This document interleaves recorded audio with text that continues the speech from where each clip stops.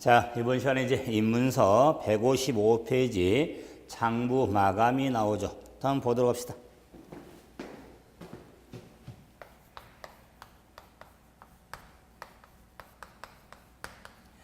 장부 마감. 자, 이렇게 단원이 되어 있지만 장부 마감은 결산, 본절차, 결산 본절차에 해당이 되죠. 그래서 결산은 예비 절차가 있고 본 절차가 있는데, 이런 본 절차 앞서 하는 걸 우리가 예비 절차고, 이 본 절차는 장부 마감을 통해서 자 이제 끝을 내서 어떤 결과를 나타내는 과정을 결산 과정의 본 절차라고 합니다. 그래서 이 장부 마감을 하기 위해서는 이 본 절차는 이 장부하면은 자 크게 우리가 원장이 있죠.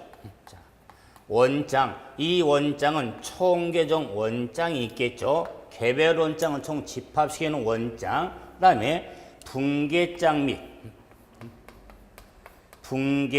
및 기타 장부가 있겠죠. 분계장 및 기타 장부 등이 있는데, 이 장부 마감에 있어서는 원장 마감에 대해서 신경을 쓰셔야 됩니다. 그래서 이 원장을 마감하는 데 있어서 이런 마감하는 방법이 우리가 결산 방법, 즉 원장의 마감을, 장부 마감을 결산 방법.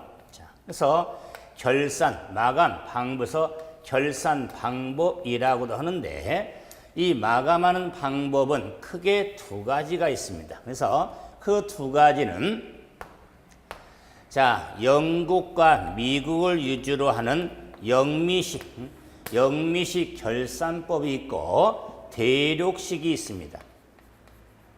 대륙식이 있는데 우리나라는 영미식 결산법을 채택하고 있습니다. 그렇기 때문에 우리 시험 쪽도 기본은 영미식 위주로 정리하지만 대륙식 결산이 있다는 것만 참고로 하시면 되겠죠. 그럴 때 이 영미식 결산법이 있는데, 이 원장 하면은 대표적으로 자 비용과 수익을 집합시키는 포괄손익계산서 원장이 있고, 자 자산부채 자본을 집합시키는 원증인 자 재무상태표 계정 원장이 있겠죠. 그래서 자 비용과 수익 원장이 있고 자산부채 자본의 원장이 있는데, 그래서 자 포괄손익 계산서 계정하고 재무상태표 계정이 있는데, 이렇게 결산,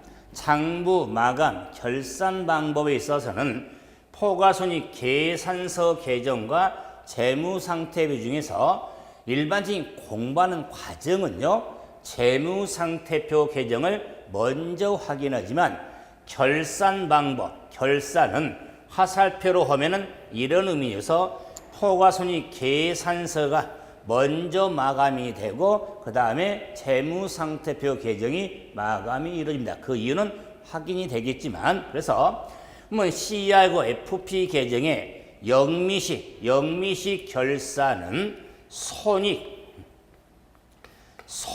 계정을 설정해서 마감하는 게 영미식 결산법.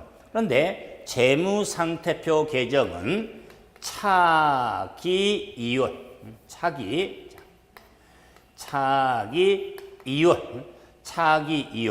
다음 년도로 넘기는 차기 이율이라는 계정을 항목을 사용해서 마감하는 게 영미식 결산법에 해당이 됩니다. 자, 그래서 자 이런 마감은 CI는 손익계정, 그 다음에 자 차기 이율로 마감하는 게 FP 계정인데, 대륙식은 참고로 손익계정, 잔액계정 순서 마감하기 때문에 참고라고 그랬죠. 그래서 CI 계정은 손익계정을 설정해서 마감을 하고, 재무상태표 계정은 차기 이율을 설정해서 마감하는 틀이 있는데, 그의 큰 차이점에 지금 마감하는 방법이 영미식, 대륙식, 영미식의 CI는 자 손익 계정으로, FP는 차기 이율 계정으로 마감하는데, 자, 마감하는 데서의 분계. 이걸 결산분계라고 하는데 이 결산분계에 있어서 CI, 포괄손익 계산서 계정을 마감할 때는 결산분계가 필요합니다. 그런데 자, 자산부채 자본계정을 마감하는 데는 결산분계가 필요치 않습니다. 그렇기 때문에 당연히 자, 결산분계가 있고 없죠. 그러면은 마감을 하는 과정이 있어서는 자, CI 계정이 좀 복잡하다는 걸 알 수 있겠죠. 그럼 역으로 말하면 제 FP 계정은 결산분계, 마감분계를 하지 않기 때문에 그에 따라서 자, 마감은 쉬운데 오히려 학습 목적으로 시험적으로 준비하는 입장에서는 오히려 재무상태표 계정의 마감의 이해가 시험 공부하는 더 유용성이 많습니다. 과정은 CI 계정이 더 복잡하지만 자, 확실히 정리해 두는 건 FP 계정의 의미가 되어지는 겁니다. 그래서 C하고 FP 계정에 대한 의미를 한번 뒀는데 그럼 이제 자, 이 본절차에 CI든 FP 계정이든 마감을 한다는 것은 이 CI가 됐든 FP가 됐든 자, 계정이라고 하는 건 잔액이 존재하게 되는데 그 마감을 하니까 그 잔액을 재료로 만들기 위해서 손익이라는 계정을 설정하고 차기 이월 계정을 설정해서 마감이 이루어지는 겁니다. 그러면 결산, 본절차, 장부 마감의 근본적인 바탕이 뭐다? 잔액을 뭘 만든다? 재료로 만들기 위해서 마감이 이루어지는 그 재료로 만들기 위해서 재료로 만들기 위해서 손익이라는 걸 설정하게 되고 다음에 차기 이율을 설정해서 마감이 이루어지는 겁니다. 그리고 좀 이걸 좀 더 이해하기 위해서 이렇게 CI하고 FP가 이렇게 좀 차이가 있냐? 그러면 CI 계정과 FP 계정의 성격을 보면 자, 비용수익 계정을 명목 계정 그랬고 자, FP 계정을 실질 계정 또는 실제 계정이라고 이야기하는데 그러면 실제점과 명목 계정의 차이는 자, 이런 자, 금액의 잔액의 증가 우리가 같이 그렇기 때문에 그 계정은 잔액이 존재하는데 잔액을 이율할 수 있냐 없냐 그래서 명목적 허구적으로 존재한 것들을 기록하려고 설정한 단위를 명목 계정으로 비용과 수익은 명목의 성격이고 내는 자, 자산부채압은 실질적인 가치가 존재한 것들을 기록하기 위해서 설정한 데를 실질 계정으로서 자, 결정적으로 잔액의 이율 남은 금액이죠.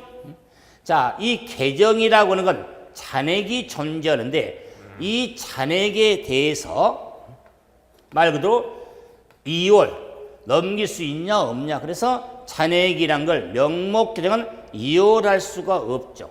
자, 실질 계정은 이율할 수가 있더라 그 말이에요. 그렇기 때문에 자, 명목 계정은 잔액을 이율할 수 없으니까 재료로 만들기 위해서 그 잔액을 손익이란 걸 설정해서 마감하는 것이고 FP 계정은 그 잔액이 이율이 될 수가 있으니까 그 이율시켜서 걸 영미식에서는 차기 이율인 설정에서 마감이 이루어지는 겁니다. 그래서 단순하게 잔액을 재료로 만드는 과정이다. 뭐 명목 계정, 실제 계정 좀 어려울 수가 있습니다. 그런데 기초 과정이지만은 이런 걸 바탕을 두고 기본서 과정대에 나갈 때 조금 설명을 덧붙이면 훨씬 더 빨리 접할 수가 있습니다. 사실은 쉬운 표현들이 아닌데 하지만은 자, CL은 손익 계정을 마감하니까 이를 봐보자. 그럼 포괄손익 계산서 계정 CI 계정을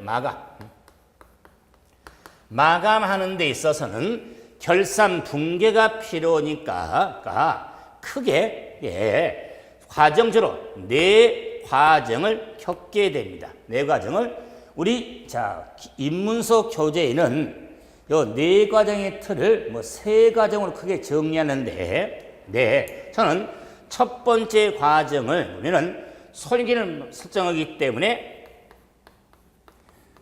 집합 포괄손익 계산서 개정은 마감하기 위해서는 집합 손익 계정, 집합 손익 계정을 설정을 합니다. 그래서 집합 손익 계정을 여러 손익 계정을 다 집합시키는 거죠. 집합 손익 계정을 설정합니다. 그다음에 수익 계정, 수익 계정과 비용 계정을 마감해서 수익 계정, 수익 계정의 잔액, 비용 계정의 잔액. 그래서 비용과 수익 계정의 잔액은 이율이 안 된다고 그랬죠? 그래서 손익 계정에서 마감하니까 수익 계정의 잔액, 비용 계정의 잔액을 손익 계정, 손익 계정의 대변에 비용 계정의 잔액을 손익 계정 차변에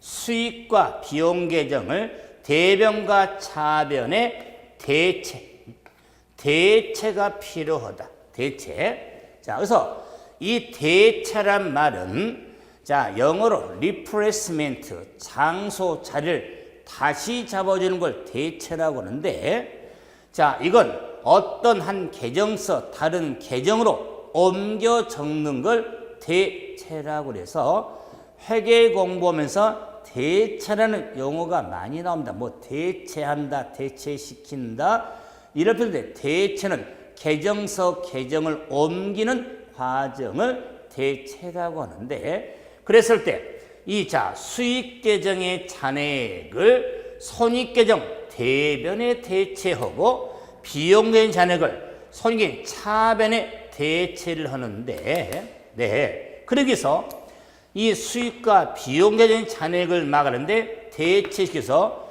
그래서 결산분계가 필요한 겁니다. 그 결산분계가 단순히 해보면 이런 분계로 나타난 겁니다. 그래서 수익 계정의 잔액은 대변 잔액이죠. 정리 안 된다고요? 수익 계정의 잔액은, 수익은 3부자 비수에서 우리가 재무상태표는 산부자, 포괄손익 계산서는 비수, 수익이 대변에 있죠? 그게 대변 잔액 항목이다 그 말이에요. 자산은 차변에 있죠? 차변 자산 잔액 항목. 그럼 이제 수익 계정의 잔액은 대변인데, 그 잔액을 손익 계정 대변에 대체를 하니까 대변의 손익. 그러면 대변에 있는 수익이 밀려가니까 차변의 수익. 그래서 수익, 손익 이런 분계를 결산분계라고 하는 겁니다. 결산분계. 그럼 이제 비용 계정의 잔액은, 이제 비용은 차변 잔액이 되니까 손익으로 대체하니까 손익, 차변에 있는 비용이 밀려가니까 대변의 비용. 그래서 이런 분계를 결산분계라고 한다. 따라서 차대변을 구분해서 기록을 할 때 뭐 대변의 손익이 나오든 차변의 손익이 나오든 비용수익 항목에 손익이 나왔다면 일반적으로 결산분계를 의미한다. 마감분계다 그 말이에요.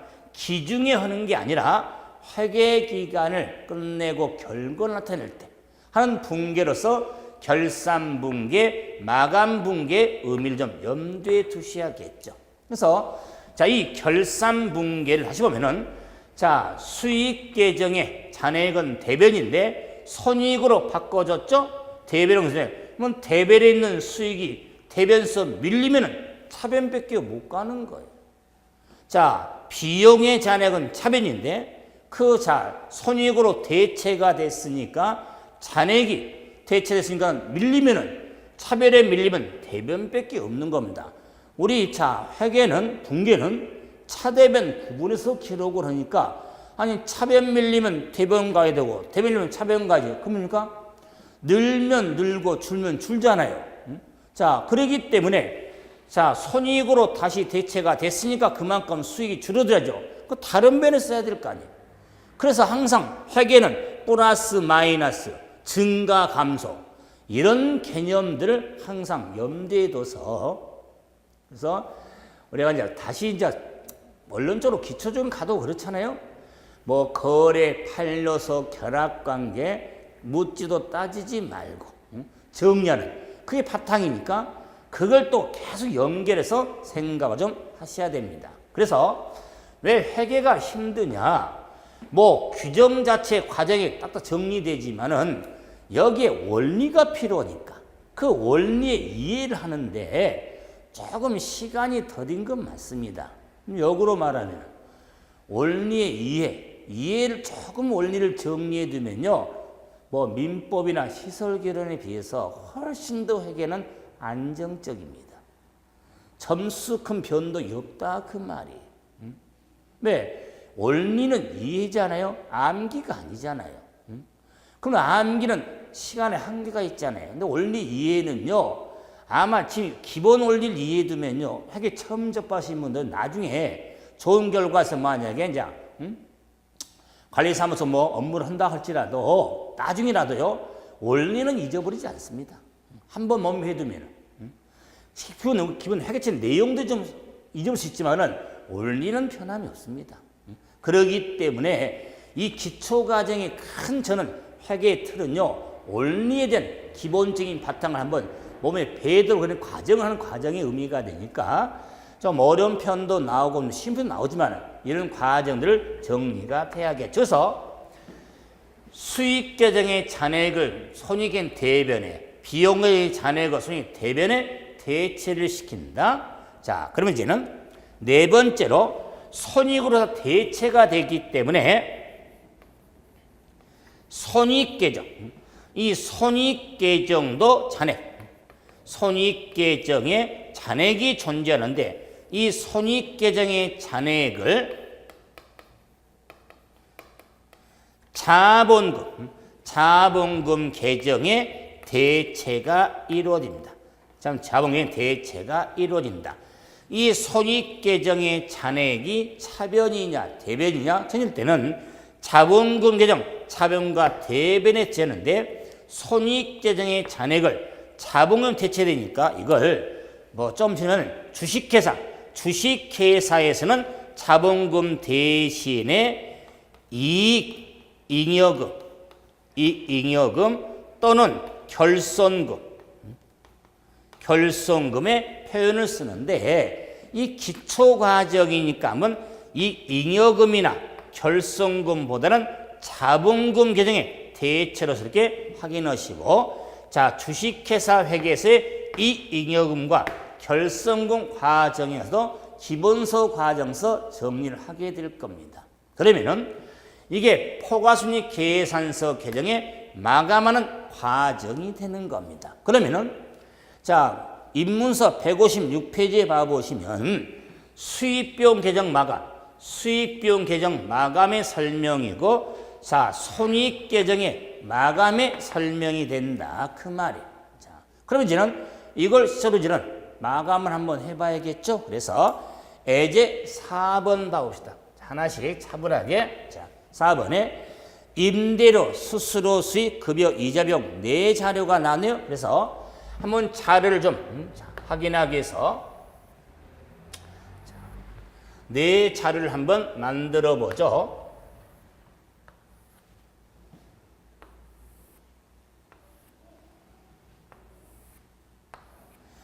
자, 그래서 임대료, 그다음에 수수료, 수수료, 그다음에 급여, 이자 비용. 그래서 임대료가 자 9월 달, 12월 달에서 자, 임대료가 21만 5천 원. 21만 5천 원이 대변에 이렇게 써 있고, 9월 달하고 지금 12월 달 같이 묶어버린 겁니다. 마감이니까. 그다음에 수수료 수익이 3만 원. 3만 원. 자, 다음에 급여가 10월 달, 12월 달인데, 7만 원. 7만 원. 다음에 이자 비용이 2만 원. 2만 원. 자, 이런 지금, 개별 원장에 지금 총계정 원장이 있는데, 임대료는 마이너스 플러스 수익이죠. 수익. 자, 수수료 수익 마이너스 플러스 역시 수익이죠. 수익 항목. 자, 급여는 플러스 마이너스 비용이죠. 비용. 자, 이자 비용 플러스 마이너스 비용이죠. 비용 항목. 자, 그러면은 이제는 12월 30일이 결산이니까 마감을 하는데, 임대료 계정을 마감을 해야겠다. 마감. 그러면은 이 마감을 하기 위해서 집합 손익계정을 설정하니까, 공통적으로 활용하기 위해서 집합 손익계정 한번 가운데도 한번 만들어 보죠. 그래서 집합 손익계정. 집합 손익계정은 손실과 이익을 묶어놨기 때문에 플러스 마이너스 플러스를 쓸 수가 없습니다. 이런 계정을 나중에 주면 혼합계정이라고 하는 겁니다. 그래서 집합 손익계정은 혼합계정의 성격이니까, 플러스 표시 안 했죠? 그럼 이제 이런 집합 손익계정을 설정해놨죠? 계정을 만들어놨다 그 말이에요. 그럼 두 번째 이제 수익계정의 잔액을 손익 대변인지가는 그러기 위해서는 결산분기를 행해야지 원장이 옮기게 되겠다 그 말. 그래서 이 임대료 계정에 결산 분계를 해야겠다 그 말. 그래서 분계. 그래서 임대료 계정의 대변 잔액이죠. 대변 20만 5천 원이 잔액인데, 그래서 그 잔액을 손익으로 대처하니까 손익의 대변에서 손익 21만 5천 원. 그러면은 차변에 임대료 밀려가야겠죠. 21만 5천 원. 이런 분계를 결산 분계라고 하더라. 그래서 결산 분계를 행했기 때문에 분계를 했으면 이제는 전기해야겠죠. 원장이 옮겨야겠다 그 말이에요. 그래서 원장 옮길 때는, 전기할 때는 임대료 계정 찾아갑니다. 한 번 해병은 영원한 해병. 기억나죠? 임대료 계정에 20만 5천 원이 차변이죠. 21만 5천 원. 상대방 계정 과목이 손익 12월 30일. 이래서 대변 금액과 차변 금액이 21만 5천 원에서 잔액이 제로가 되더라 그 말. 이래서 임대료 계정이 시샘말로 말하면 운명을 다 한 거예요. 임대료 계정에 마감을 했으니까 생명을 다했다 그 말이에요. 그럼 임대료 계정이 마감, 차대변 잔액을 제로로 만들었죠? 잔액이 없죠? 대변과 차변 일치됐으니까. 그러면 이제 임대료인 분계했으면 이제는 손익 계정을 찾아가죠. 한 번 해병은 영원한 해병 21만 5천 원. 상대방 계정 과목 임대료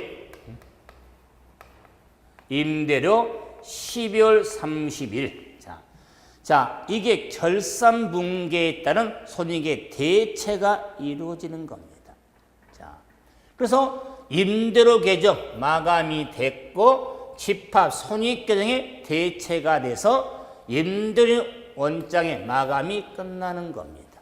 그럼 저는 이런 과정으로 수수료 수익에 역시 수익 계정이 되기 때문에 마감의 과정은 똑같겠다. 수수료 수익의 대변 잔액이니까 대변에 손익이 3만 원. 그러면 수수료 수익이 밀려가야겠죠? 그래서 수수료 수익 3만 원. 자, 이게 결산분계에 해당이 된다. 결산분계. 그럼 이제 수수료 수익집 역시 찾아가야겠죠? 찾아가서 한 번 해병은 영원한 해병. 상대방 계정 과목 손익 12월 31일. 자, 그래서 대변과 차변의 금액이 일치가 됐죠. 자, 그래서 수수료 수익 계정으로 자, 전기에서 원장을 마감했으면 손익집 찾아가죠. 대변 금액은 대변에 3만 원, 상대방 계정 과목 수수료 수익 12월 31일. 자, 이렇게 보면은 비록 수익 임대료, 수익 수수료 수익으로 항목은 다르지만 수익 항목에 있어서 마감 분계 패턴, 원장 마감하는 패턴, 손익계정 대체가 똑같은 겁니다. 항목만 달라지죠.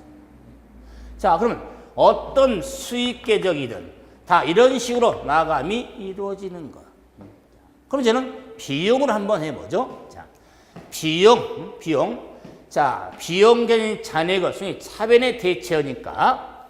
자, 역시 마감 분기에서 차변의 잔액 7만 원에서 손익으로 대체하니까. 자, 차변의 손익 7만 원.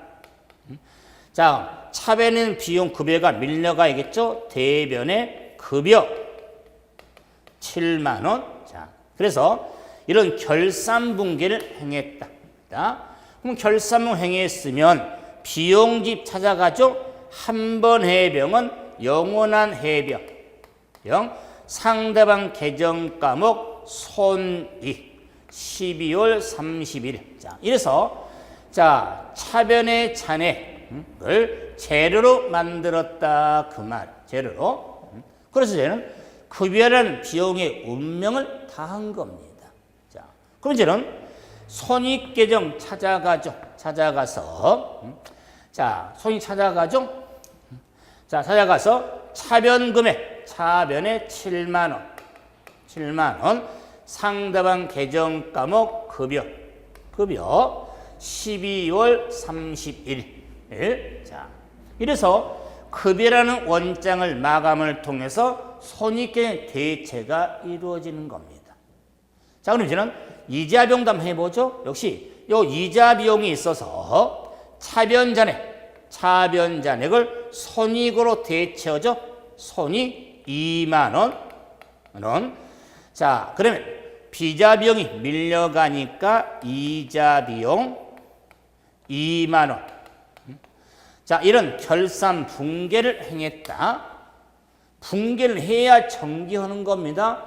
순환 과정 우리가 기본 원리에 거래, 분계, 분계장, 전기, 총계정, 원장, 원장의 분계를 통해서 원장에 옮기는 걸 정기라고 그랬죠. 그래서 자, 이자 비용집 찾아가서 대변 금액은 대변에 상대방 계정 과목 손익 12월 31일. 자, 지금 어떤 문이에요? 요 분계가 지금 결산 분계니까 12월 31일 분계다 그 말이에요. 12월 31일 분계. 자, 해당이 되죠. 자, 그럼 이제는 이래서 이자 비용 계정 차변 잔액에 자, 잔액이 재료로 만들어서 일치를 시켰죠. 이제는 손익 계정 찾아가죠. 차변 금액 차변에 자, 상대방 계정 과목 이자 비용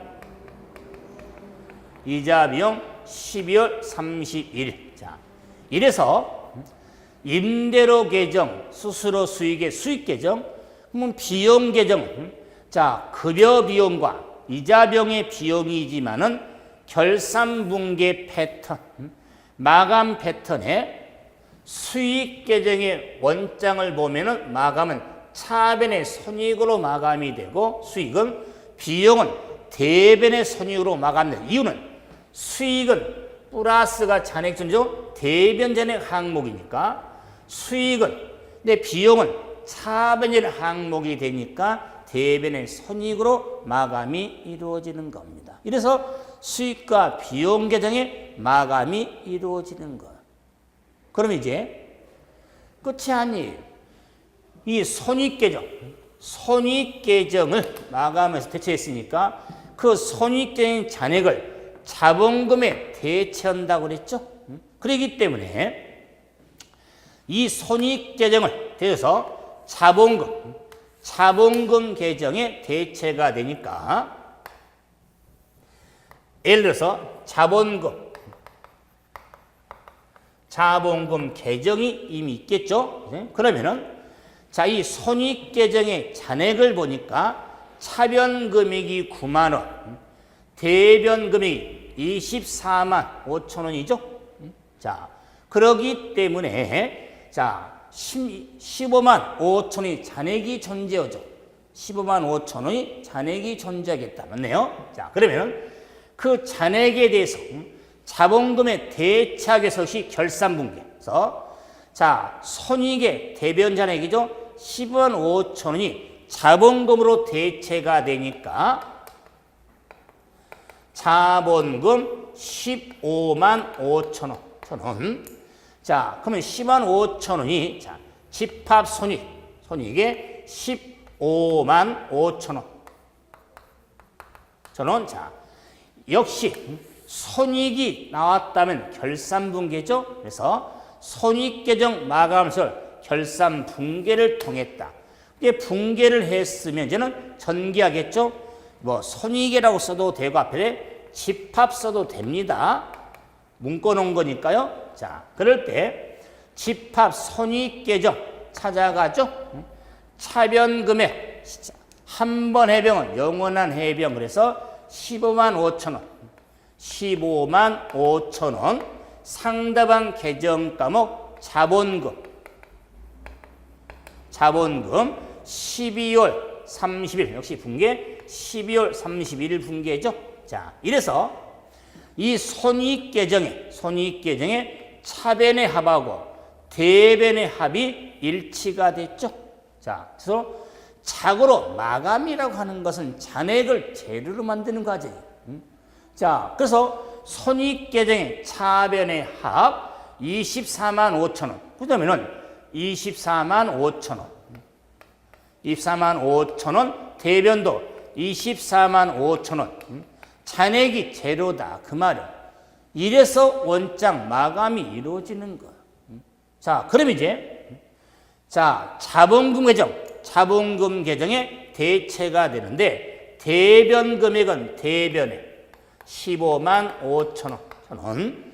상대방 계정 과목 집합 손익. 자, 이렇게 해서 자본금 계정은 마이너스 플러스 자본이 되기 때문에 자, 그래서 이 손익계정 마감까지 결론을 해드리는 이유가 다시 처음으로 와서 결산 본 절차에 있어서는 저는 포괄손익 계산서 계정이 마감이 되고 그 다음에 재무상태표 계정이 마감된다고 그랬죠. 그렇죠? 자, 그 의미가 확인이 됐죠? 지금 자, 비용수기의 결과인 손익의 결과도 모르는데 어떻게 자본 계정을 마감하겠습니까? 그 손익 계정이 자본 계정에 대체가 되니까. 뭐 그 결과를 나타내줘야 마감할 거 아니에요. 그러면 자본은 재무상태표 계정이 되기 때문에 포괄손익 계산서 계정을 우리가 자, 먼저 마감이 이루어지는 거예요. 그리고 여기에 기억을 되살리면서 우리가 재산법, 자, 재무상태표에서 자, 손익과하는 방법, 기말과 기초 자본을 비교해서, 다음에 손익법이 있었죠. 비용수익을 고려해서 손익과하는 방법. 그러면 손익과하는데 재무상태표의 손익이나 포괄손익 계산 손익이나 반드시 일치한다고 그랬죠? 기억하십니까? 그렇죠? 보세요. 틀릴 수가 없는 거예요. 당연한 거다 그 말이에요. 왜 당연한 겁니까? 비용 수익의 결과가 15만 5천 원. 이 15만 5천 원 결과가 자본금 계정 자본에 15만 5천 원 대체를 하는데 이 차변과 대변 금액이 틀리겠습니까? 틀릴 수가 없는 거예요. 손익으로 대체된 이 15만 5천 원은 결론은 15만 5천 원은 포괄손익 계산서의 결론으로 순이익이 되는 것이고 이 10만 5천 원은 재무상태표의 순이익이 되는 거예요. 결론적으로. 그래서 틀릴 수가 없는 겁니다. 그러므로 손익계정과 자본금인데 이걸 제가 주식계산서는 이 순이익, 이 자본금 대신에 이 잉여금이라고 쓸 수가 있다. 그 말, 이 잉여금. 그러면은 자본금 대변 이익에서는 요 금액이 의미가 뭐냐? 그 회계 기간 동안의 순이익 금액이다. 그 말이에요. 왜 그럽니까? 자, 차변의 비용합 9만 원, 대변의 수익. 그래서 이 당기 순이익은 수익서 비용을 차감한 금액이 순이익이잖아요. 상순이익. 자, 그러면은 요 수익의 금액, 기간에 이 수익의 금액이 당연히 24만 5천 원. 5천 원. 자, 비용합이 얼마냐? 9만 원. 9만 원. 그럼 당연히 당기 순이익에는 15만 5천 원. 자, 이건 수식관계죠. 이런 수식관계에 있어서 계정으로 옮긴 거예요. 계정으로 옮긴 것을 수식으로 확인해 보는 겁니다. 그래서 어느 분이 그래요? 계정과 계정에 기입된 거하고 수식으로 계산한 게 다른 거 아닙니까? 아니에요. 아니 그 기업의 순이익이 15천 원이면 그 계산을 한 결과나 계정이 기입된 걸 보나? 그래서 비용수익 계정의 마감이 결산분계 때문에 절차가 좀 복잡성이 느끼는 건 사실인데 과정의 흐름을 염두에 두셔야 됩니다. 그래서 우리 160페이지에